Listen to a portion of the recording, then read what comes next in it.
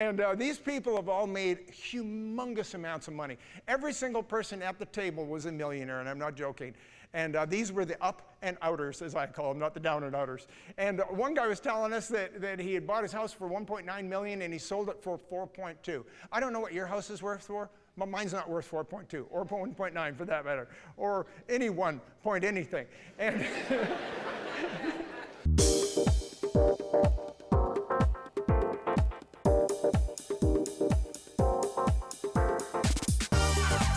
Welcome to Church of the Rock from Winnipeg.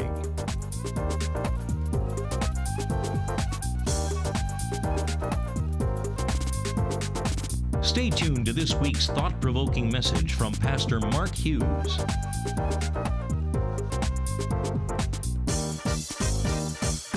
So let's go through it one more time. B-L-E-S-S, and it's an acrostic, and it stands for the B, begin with prayer. The L, listen with care. The E, eat together. The S, to serve and love. And the S, the final S, to share your story. And so we've looked at how Jesus did this and how effective he was. He began every day with prayer. He ate with the sinners. He listened to their stories. He served them. He never, ever, ever, ever, ever turned anybody away. And then, of course, he shared the gospel in a particularly profound way, of course. And what does that mean for us? You know, at the very, very least, I mean, this is a bit of a recap, I know, but at the very least, we can begin with prayer. And we can remember to pray for people, and that's probably the most significant thing you can do because their eyes have been blinded and that veil needs to drop. And so today we're going to be talking about sharing our story. And we think that sharing your story could be done a whole lot better than we've done it in the past. And I think we need a reboot on some of this because I think evangelicals in particular have got a bit of a bad reputation. I don't know if you know this, it's kind of true. And I think on some levels, I think maybe they've earned it. So here's a little story for you. So this farmer hears a knock at the door one night, and he goes to the door. It's a stormy night, and there's these three men standing there, a Hindu priest, a Jewish rabbi, and an evangelical pastor. And they said they were traveling together, and their car went into the ditch, and they needed a place to stay for the night. So he says, well, you can stay here, but I only have 2 beds in the house. The third of you is going to have to sleep in the barn. So the Hindu priest was the first one. He said, I'd be happy to sleep in the barn. So they're getting all settled in, and there's a knock on the door. And who do you think's standing at the door but the Hindu priest? He says, I can't sleep in the barn. There's a cow in the barn. And cows are sacred. I can't sleep with a cow. So then the rabbi says, oh, don't worry, I'll go in. And so off he goes, and he leaves. 2 minutes later, there's a knock at the door. Guess who's standing at the door? But the Jewish rabbi, he says, I can't sleep in the barn. There's a pig in the barn. And pigs are unclean. So the evangelical pastor says, don't worry, I can sleep in the barn. So off he goes. 2 minutes later, there's a knock at the door. Guess who's standing at the door? Yeah, the pig and the cow.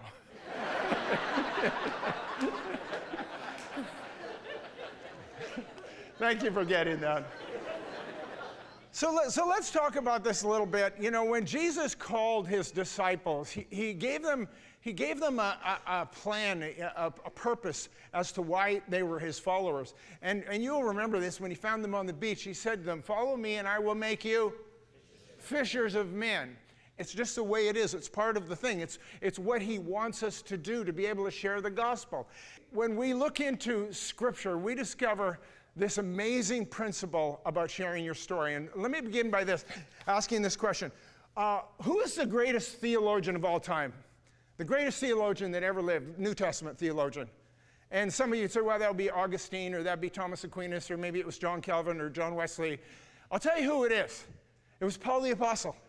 There was no greater, these theologians for the last 2 years, they've been studying Paul's writing, trying to figure it out. So the greatest theologian who wrote the New Testament and all the great theology of the New Testament, when he shared his faith, are you ready for this? What did he do? He didn't go to the theology. What did he do? He shared his story. And you go through the book of Acts, and we all know the story of his conversion on the road to Damascus. We know that. But then you read through the book of Acts, and he keeps telling the story over and over again because your story is the key. So let's talk about Paul and his story for a moment here. We're going to be in Acts 26 in just a moment. And I want to give you the history of this particular passage. So we know this, that Paul was in Jerusalem. He was preaching. He got arrested for preaching the gospel. And the Jews wanted him, dealt with and tried. And he ended up, because the Romans were ruling, he ended up being taken from Jerusalem to Caesarea. And the governor of the day was a man by the name of Felix. And Felix said, here, I'll make a deal with you. You give me some money. He asked for a bribe. You give me some money, I'll let you go. And Paul wouldn't do it. And he says, no, I want to see Caesar. I want to see Caesar Augustus. I want a Roman trial.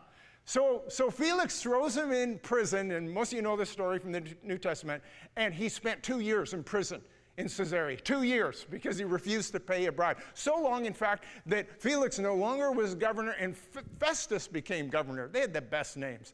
And so you got Festus, and he's the governor, and he becomes governor and says, why is this dude still in prison?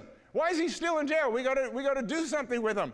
And they said, well, he wants to be tried in Rome by Caesar Augustus. Now, there was another goal in that. He wanted to go to Rome and preach the gospel, and if that meant going in a prison box, so be it, which is exactly what happened, by the way. But while this is all playing out, there was a new king as well, and the new king was King Agrippa.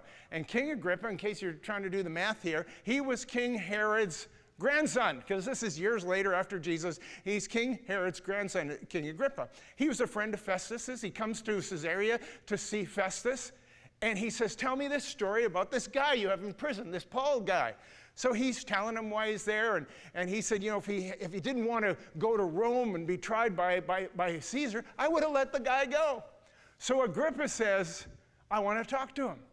And so he has an audience now with the king of Judah, King Agrippa. And so he has this audience, and he says to Paul, you can speak for yourself. He gives him the opportunity. And here's what's amazing to me. Out of all the things he could have said, of all the ways he could have defended himself, you know what he does? He gives his testimony. He tells his story about his conversion on the road to Damascus. And he says, this is who I was. He says, I was a Jew. And I was not just any Jew. I was a Pharisee. And I was one of the chief persecutors because I found out about these Christians who were going around preaching this crazy heresy of the man that was resurrected from the dead. And so I went and was commissioned to deal with it. And I was persecuting the church, and I was consenting to the death of Christians. So this is how he tells this story. Now don't forget, he said a few nice things about the king first before he went into his story. Always good to flatter your host, just telling you. All right, so that's where we're going to pick up this story. He's having this conversation. I didn't want to read you the whole thing, so I gave it to you, but we're going to read a few verses here. I want you to listen carefully about how Paul words his testimony and how he shares his story. So, Acts 26, verse 12. Well, thus occupied, you know what he means by well, thus occupied? While persecuting the church and killing Christians. While I was busy doing this, as I journeyed to Damascus with authority and commission from the chief priests, at midday, O king, along the road, I saw a light from heaven brighter than the sun, shining around me and those who journeyed with me. And when all had fallen to the ground, I heard a voice speaking to me and saying in the Hebrew language, Saul, Saul, why are you persecuting me? It is hard for you to kick against the goads.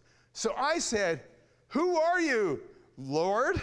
And he said, I am Jesus, whom you are persecuting. But arise and stand on your feet, for I have prepared for you for this purpose to make you a minister and a witness both of the things which you have seen and the things which I will yet reveal to you. I will deliver you from the Jewish people as well as from the Gentiles, to whom I now send you, to open their eyes in order to turn them from darkness to light and from the power of Satan to God, that they may receive forgiveness of sins and an inheritance among those who are sanctified by faith in me. Wow. This is an incredible testimony. And here's what I don't want you to miss, is that he just goes for it. He just tells it all. He just lays it out. He makes Jesus the hero of his story. Would you agree to that? Jesus is the hero of the story. It wasn't like, yes, he got into his early part of his testimony. You've also heard people do that, right? They give 20 minutes of this sort of dreadful, horrific lifestyle that they lived, and at the end they say, and then I found Jesus. Unfortunately, you're the hero of the story. Instead, Jesus is the hero of the story. We look at Paul, and he makes sure that Jesus is the hero. You got that right? And do you know what it says? If you go read the rest of the passage, I won't read it for you. But then Agrippa says, "You have almost convinced me to become a Christian." That's what he says. You've almost convinced me. I don't know why he didn't fully convince him, but he almost convinced him to become a Christian. And to me, this is a remarkable story that helps us to understand what the purpose of this whole thing is. So here's what I'm going to talk about. Why do we tell our story? And I've got three things that are kind of important. I already pretty much mentioned the first one. But they are, your Jesus is your message, your example is the medium, and your story is the method. And so Jesus is the message. And you caught this, right?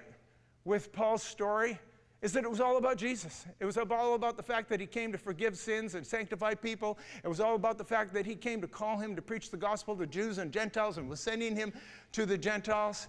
And you have to make Jesus the hero of your story. I'm going to say it multiple times today because it's the most important thing, and it's the thing sometimes we miss. So Jesus is the message. But here's the next part. Your example is your medium. Your example is the medium. And what I mean by example is I'm talking about your lifestyle and how our lifestyle has to be consistent with our message. And here's the way Paul worded it. He said, "You are living epistles known and read by all men." Anybody know what an epistle is? What's an epistle? It's a letter. He wrote all these letters or epistles, and then he says, you have an epistle too. You know what it is? You are a living epistle known and read by all men. And if for some reason our life and our example is not consistent with our message, then why are people going to listen to us? They're not. It has to validate it. I want to tell you a super embarrassing story about this. When Kathy and I were first Christians, we were first married and we were new Christians, and we were it's a technical term, I would call us annoying Christians, is what we were. We were super annoying. And I was like very passionate, and that was a good thing, but very stupid at the same time. And I was always just preaching to everybody and telling them they needed Jesus and telling them they were going to hell. I was super annoyed. I was the worst. And so what happened was we had bought our very first house, and in those days, possession time for a house was like 3 months before you got it. We had nowhere to live. So we had to go live with Kathy's parents. They were kind enough to bring us into their house for 3 months. And I drove them crazy because we'd sit down at every meal, right? I wouldn't listen. I would just preach to them. And finally, they got so sick of it. They said it to Kathy, not to me, because she was the daughter. And I'll never forget it. And her mother said, "Kathy, just remember this. Actions speak louder than words." Well, she might as well have stuck a dagger right into my heart. I knew exactly who she was talking about and what she was saying. And I thought, our lifestyle isn't living up to our message. So we talked that night, and we decided we were not going to preach to them anymore. We weren't doing this. We were not telling them all this stuff. And we were just going to live it out. We were just going to be the type of Christians and people we were meant to be, and which, of course, was the hard part. Right? It's really way easier to talk about it than do it. And so I figured, okay, we'll do this for a few months, and by the time we're done here, they'll just be, following us to church. So, 3 months went by, and 3 years went by, and 3 decades went by, and they never came to Christ. And we thought we'd only talk to them about it when they asked us, which occasionally they did, but not very often. And here's the end of the story. I'll just jump right to the end. So both Kathy's parents came to Christ on their deathbeds, hours before they passed away. Her mother was 84 when she passed away, and she got saved just a day or two before she died. And her father was 99 and a half. We prayed for her father for 42 years, people. Begin with prayer. I didn't say it was going to happen overnight. We prayed for him for 42 years. And you know what's fascinating about this story? Guess who led them both to Christ? Kathy and I. We're the ones that were there by the bedside. We're the ones that led them to Christ. Finally, it took us that long to convince them that this lifestyle was okay. But we were just so grateful because God was faithful to his promise. So your Jesus is your message. Your example is your medium. And your story is the method. Now, let me tell you why the story is so important. I want to drill down on this. Humankind, is wired or pre-wired to listen to and to believe stories. And stories are how we communicate. You look throughout all history, basically it's all based on stories. And every world religion you can think of, every last single one is based on stories, either oral or written stories like the Bible or the Quran or these oral stories. And you look at every culture and it's based on stories. The Greek culture, their belief system is based on the Greek mythology. And you know it, it's about Zeus and Apollo and Athena and Hermes and the rest of them. And then the Romans, they had a whole different set of stories and a whole different set of gods. And they were Jupiter and Mars and Juno and the rest of them. And then the Norse had a whole different set again, right? And there was Odin and there was Thor and there was Loki, and we're most familiar with that because we've all seen the Avengers movies, right? And stories are what captivate us. We are wired for stories. Your childhood is based on stories. If I was to ask any person in this room, you'd be able to tell me the story of the Three Little Pigs or Little Red Riding Hood or Hansel and Gretel. Why do we know these things? Because they were stories of our childhood, and we carry the stories, and we carry the message of the stories. This message is carried in the story. You're following this, right? And we're not very good at technical things. You learned trigonometry and calculus in high school. None of you know how to do it anymore because there's no story attached to it. And so the story is the key. And so when we look at what Paul did, was he told him this fantastic story that helped him. And so I'm going to give you a few how-tos on the story. Can I do that? Because if we're going to share our story, we should at least know how to do it. So here's three things. Number one, try not to be long and boring. Number two, try to relate to your audience. Number three, look for the connection points. And I'm really serious about this, try not to be long and boring. And, some of you think your story's interesting. It needs to be shorter and more interesting. And we have the potential to bore people to death with our stories. I remember I sent this message, I don't remember what it was, some link to something to my son. And he sends me back 4 letters, and they were TLDR. And I texted him back, I said, what does TLDR mean? He says, too long, didn't read. And I thought, that is our culture. So we have to be really, really careful about making our stories so that they're interesting. And you look at Paul's story, I know he's got a better story than you and me, I get it. But he really told it well, didn't he? I mean, there's a bright light from heaven, there's a voice of God, there's this message. I mean, it's fantastic. Agrippa is just hanging on every word going, this is the best. He's just like totally digging it because it was shorter and more interesting. So the second point on this, the first one, you don't want to be too long and boring. The second thing is you want to relate to your audience. And here's what's fascinating to me. See, Agrippa was neither a Jew nor a Christian, but he knew all about them, didn't he? Because he was the king of Judah, and he saw the conflict. And this conflict Paul was talking about, he understood it all. He understood it because he lived amongst these people. So it was Paul's telling this story. He was able to relate to that story and understand that part of the story. So yesterday I ended up meeting by happenstance this man from the Sikh religion. And I could tell from his turban and his beard, and I knew he was a Sikh right away. And we got into a conversation. He was a new immigrant to Canada. And I immediately started asking him questions about himself. And I said, sir, you're Sikh, aren't you? And he said, yes. I said, are you from the Punjab? And he said, yes. And then I started talking about their struggle for independence in India, and he was shocked that I knew these things. Well, I do watch the news. But I told him I'd been to India. And so we started to talk, and he was so interested in me because I knew something about his culture and the fact that we were finding something to relate on. And so I'm not going to tell him all my stuff because he might not know that. And besides, I'm trying to listen to him, right? You're following this? And so when we're sharing our story, when the time comes, you need to look at your audience and think, what is the best way? So that's the third point, is you've got to find some connection points with them. What are the points that will connect, of my story that will connect with them? So for me, my favorite thing is when I share my faith with Catholics, with other Catholics. And you may or may not know this about Catholics, but But once Catholic, always a Catholic. If you were christened a Catholic, you're still a Catholic. I'm still a Catholic. Did I tell you that? I'm still a Catholic. And so when I meet Catholics, I'm able to share with them, oh yeah, I grew up Catholic. And I start, and if they're in the joking mood, I'll say, I'm actually a recovering Catholic. But it depends whether they can handle that or not. But don't miss this.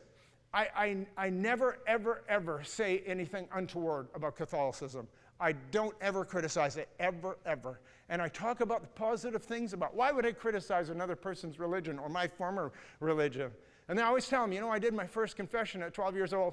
It took the police 2 hours to drag it out of me.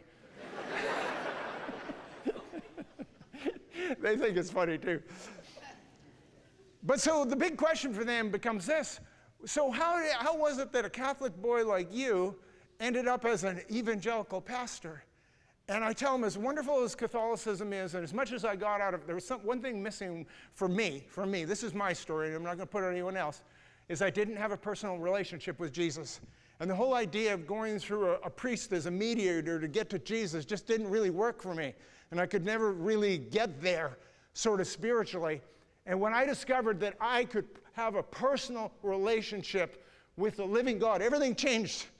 And that's why I run hard after Jesus today, because I can be his friend. You know what? When I tell people that, Catholics or even other religions, when I tell them about the personal relationship with Jesus, that's the game changer for most people.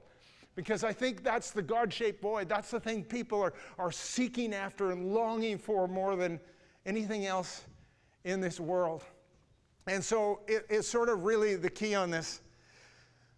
So I want to conclude with a really fascinating story. And it's about Hulk Hogan. I've probably told some of you this before. I have a guilty pleasure, and it's watching Joe Rogan. Anybody know who Joe Rogan is? He used to be the host of Fear Factor. Now you know who Joe Rogan is. And now he has this podcast, his biggest podcast in the whole world. I don't watch them all, but there's ones that I watch that I find interesting. And the one he did with Hulk Hogan absolutely thrilled me, because Hulk Hogan was able to tell a story. So here's the picture of it. So if Hulk, how many of you know who Hulk Hogan is? How many of you know who this dude is? Okay, so Hulk Hogan, this professional wrestler, he shows up. You see his t-shirt? He comes wearing a John 3:16 t-shirt. So these interviews are long. It's like an hour and a half long, long form interview, and they're chatting about everything. And of course, Joe Rogan is really tracking with Hulk Hogan, because he's like me. He grew up with this guy, watching this guy. And Joe Rogan, of course, he's a mixed martial arts fighter himself, and so the whole wrestling and fighting thing it's a connection point for these guys. And what Hulk Hogan did was he regaled him with these incredible stories and he has some great stories. And so anyway, he's got Joe Rogan. He's just got him locked in on this story. And then he looks at his shirt and he says, he starts commenting down on his shirt and says, so let me ask you a question. Have you always been religious? That was the word he used. Have you always been religious? And so Hulk Hogan doesn't miss a step. He's been invited. He got the invitation to tell the story, didn't he? So he starts telling his story, and he talks about how he grew up as a Southern Baptist, and how he got saved at 14, and how he's in this Christian rock group, and then he went into the whole wrestling world, and he got into the money and the drugs and the things and all of the glitter and the glamour, and how it led him away to Christ. And I'm not going to show you the whole testimony. There's a lot more to it, but I'm going to show you a 1-minute clip, because it's so fantastic, and it's so bold. And this is, let's roll clip. I used to brag. I'm the only world champion that was never divorced. I used to brag about it. Flair's been married 29 times.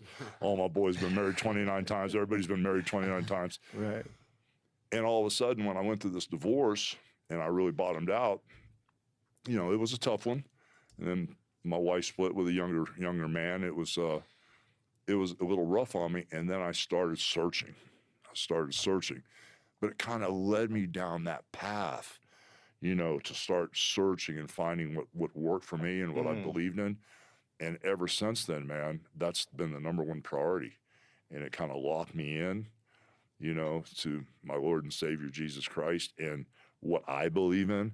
And so everything else is a distant second to what happens around me.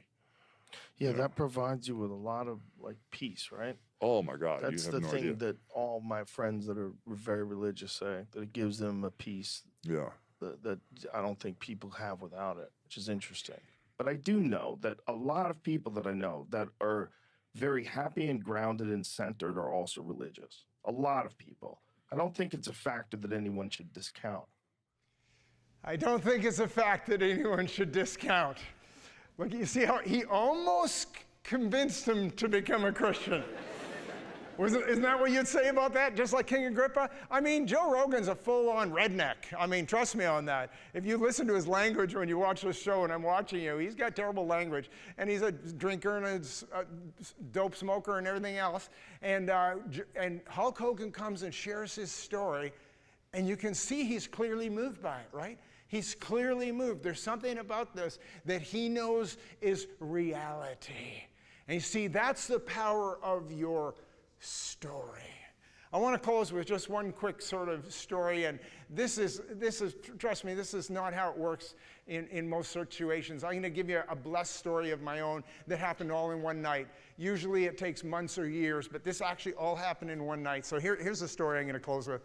So this summer Kathy and I got invited to a 4th of July party, and it was a friend of ours who's actually an American. And he was up in Canada, and so he decided to have 4th of July party, and so he invited all of these expatriate Canadians that now live in the United States. I said, why have you invited us? He says, well, you've visited Florida, close enough, he says. And so he invites us to this dinner, and we're sitting there, and I realized this isn't a group of tax collectors. This is a group of tax evaders. sort of the opposite side of the same coin, right? And these people have all made humongous amounts of money. Every single person at the table was a millionaire, and I'm not joking. And these were the up and outers, as I call them, not the down and outers. And one guy was telling us that he had bought his house for $1.9 million, and he sold it for $4.2. I don't know what your house is worth for. But mine's not worth 4.2 or 1.9 for that matter, or any 1 point anything. And, and so anyway, we're having this conversation, and so here's how the night went. I'll tell you how it began. So he introduces this table of people. Not everybody knew each other. I didn't know these guys. And then he introduces me as a pastor. He asked me if I'll say grace. So you know how we started the evening? We began with prayer. You're going to follow this story if it kills you. We began with prayer. And then, of course, after I said this prayer, we ate together. And then you know what we did during the time while we were eating together? You know what I did? I listened with care. And I'll tell you, our host got into it. He wanted to talk about U.S. politics. And I'll tell you, when U.S. politics goes on, I just keep out of it. There's no winning. You just stay out. Just stay out. So I was very, very silent. And so then I was particularly quiet for me because I just thought, I'm not going to mix it up in this. And then we got into all kinds of different things and moral topics and kind of all the social issues of today. And then the meal was now over. And I thought, you know what? The least I could do is clear off the table. So I cleared off the table. Did you catch that? I served in love. I know you're so impressed. Wow, Mark. Is that the only time you've ever done that? Pretty much.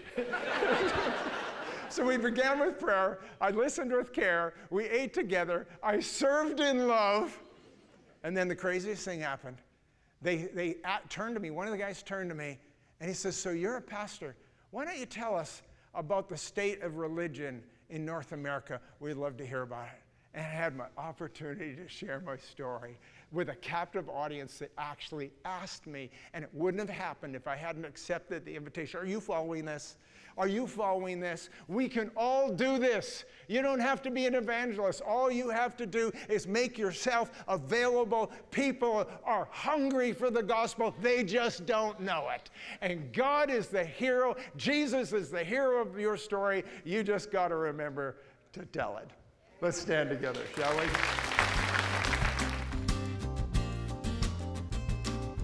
Church of the Rock has services every Sunday at 1397 Buffalo Place.